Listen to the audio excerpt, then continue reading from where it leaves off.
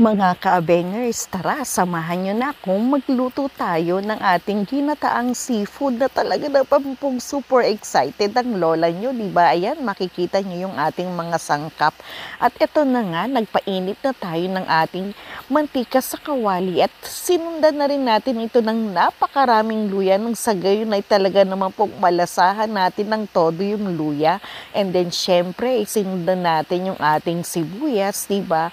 Halo-halo lang tayo at kailangan nating iluto ito ng gusto. At syempre, of course, kasunod ng sibuyas, di ba, yung bawang na talaga naman pong pagkabango-bango, di ba, habang ginigisa natin na ayan, talagang todo na natin mga ka-abengers. At tinamad pa ang lola nyo, di ba, sa kanyang sa siling labuyo at hindi na niya ginupit-gupit, di ba? Kaya naman po, eto, sinunod na natin yung ating mga gulay na patatas at carrots, di ba? Nang sa gayon ay kasabay na siyang maluto ng ating mga sangkap na iba pa at timplahan na rin natin ito ng ating patis na talagang tinansya lang ng lola nyo, di ba? Kaya naman po, syempre, sinundan natin ito ng ano pa ba? Syempre, yung ating pamintang durog at nalagay na rin tayo ng 2 cubes. Kaya naman po halo-halo lang tayo at hayaan lang din natin ito, di ba, na maluto pa ng todo, di ba mga ka-abengers. And then syempre,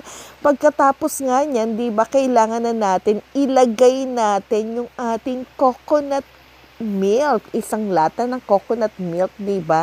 Halo-halo lang natin. And then, syempre, kailangan nating simutin ang laman ng lata, di ba? Naglagay tayo ng konting tubig sa lata, kaya dapat nating idagdag na yan, di ba mga ka-abengers ko?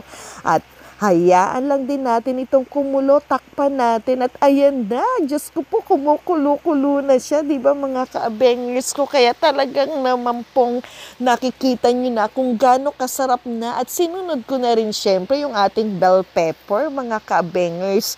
And then, ayan, Diyos ko po, alam nyo bang super struggle ang lola nyo, di ba? Dapat pala, pinaano ko muna yan, tinunaw ko muna sa microwave para talagang tuluyan ng matunaw yung ating coconut cream. At ayan naman po, talaga naman todo simot ang lola nyo dun sa plastic ng coconut cream. Kaya syempre, halo-halo lang natin ito mga ka-abengers at takpan natin at hayaan natin kumulo. At ayan, sinunod ko na nga yung frozen na anong tawag dito, tahong, di ba? So, nabibili lang yan na frozen na. Syempre, tinanggal na siya, yung mga shells niya, di ba? At ayan, kumukulo na.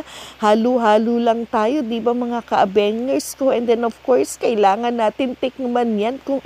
Tingnan pala yung ating patatas kung malambot na. And then, syempre, titikman uli natin ito kung tama ba yung anghang, di ba? Medyo okay naman na yung anghang niya, di ba? At yung alat niya. Kaya, sinunod na nating ilagay yung ating shrimp na talaga naman pong pag nakita nyo na nag-iba na yung kulay niyan, yan pa lang.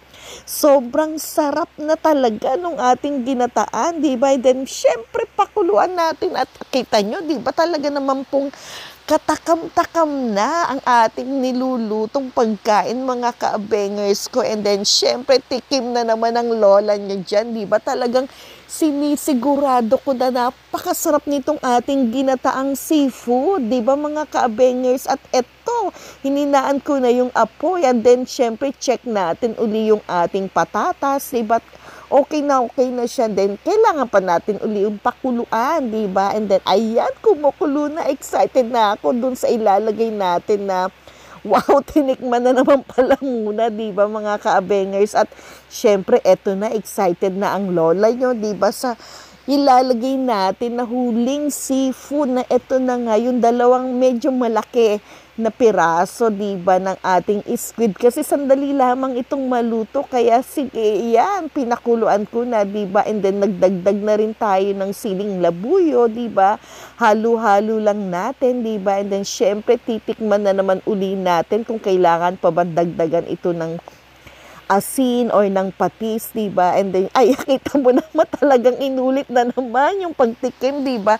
Talagang sinisigurado ko na talagang tamang-tama lahat ng sangkap natin yung lasa niya. At ayan na po, Diyos ko, mapaparami na naman ang aking kanin. Kaya tara, samahan nyo na akong kumain.